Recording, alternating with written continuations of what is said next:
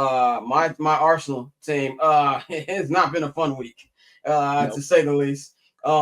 Crazy thing was I was on a flight last Tuesday for the first leg, so I did not see the game, and I was like, man, I wonder what the score is. I actually paid for Wi-Fi for like 20 minutes just so I could see the score was. And boy, was I pissed when that ESPN alert said 1-0 PSG.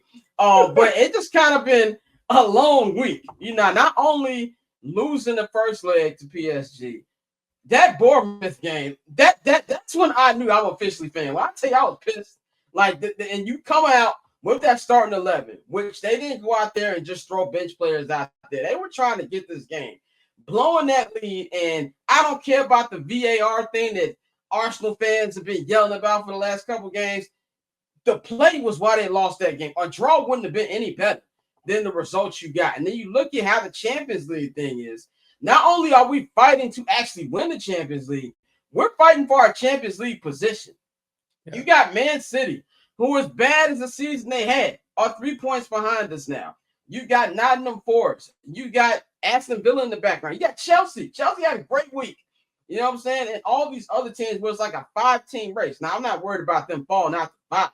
And honestly, finishing at second, I know it don't really mean nothing, but the optics are terrible. If you let a team like Man City, who you've had problems with the last couple of seasons, finish ahead of you in a year that you were supposed to be a favorite coming into the season. So my question for you, Tosin, is, do you feel like Arsenal's season is on the line this week? Because if you lose this game, the opinion of this season changes a lot. See, I'm not of the opinion that Arsenal's had a bad season, even if you lose Champions League. I think that there's a lot of context that people fail to realize with this Arsenal team that, like, I obviously have privy to, being somebody who's watched the sport forever.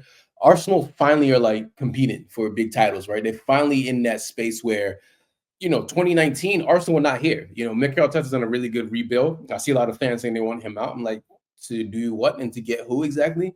I think what you're seeing now is that this Arsenal team is, they're at the finish line. They all see red. Like, they're all extremely tired. The players are tired. The coach is tired. The squad has no depth. I mean, Kai Havertz has obviously been injured for a while. Jorginho's been injured. So it's like, you don't have enough depth in this team to kind of rotate. So you're just going piecemeal by piecemeal each game. So I think if you do lose on Wednesday, heads will have to roll in the summer. You're going to have to make some big moves, like figure it out, because you're right there. I think that's the thing Arsenal fans don't realize, that you're literally right there. You just need a few tweaks here and there. You need a striker. You might need another left winger, but you're right there. You're really, really close. So I wouldn't see it as a failure. It's just more so a building blocks. You have to get to that next stage. I think that's the next project for Mikel Arteta. And I was like, okay, you built this squad to this level. How now elevate it to the next level? Because if they lose to PSG, I mean, it's not the worst team you can lose to. Because I personally think that whoever wins between PSG and Arsenal is going to win the Champions League. I truly believe that. Whoever wins between the two is going to win. Because what I see from Barcelona is that's a very talented team who has a high line, whose line is higher than Rick James in 1984. Their line is extremely high. And Arsenal and PSG got enough pace to beat them behind, especially PSG. So I'm excited to see like how Arsenal and PSG match up, because I think whoever wins that. Like I said, but with Arsenal, like I'm saying, it's like, I understand the vitriol. You guys want Champions League, you want to win the title, but you're not there yet. Your injuries literally decimated your season, and it just is what it is. As somebody who joined the party late, I've done a lot of research on these last couple seasons, and from somebody who just joined the party, one thing I've learned, Arsenal fans remind me a lot of Bears fans. I mean, like, it is just over the top, bro. Like, Mikel Arteta, do I think he has issues? Yes.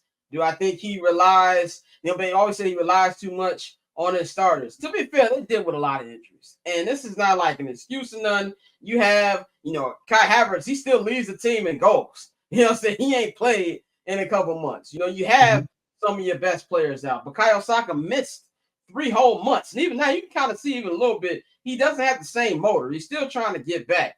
And from shout out our super producer Nikhil, he's told me, prior to Mikel Arteta, he said it questioned my love for football. So I think you got to come and see just where it's been. And like you said, the last couple of years, they've been legit competition. Like, this is the first time they've been in the semifinals since 2008, 2009? Like it's been a minute.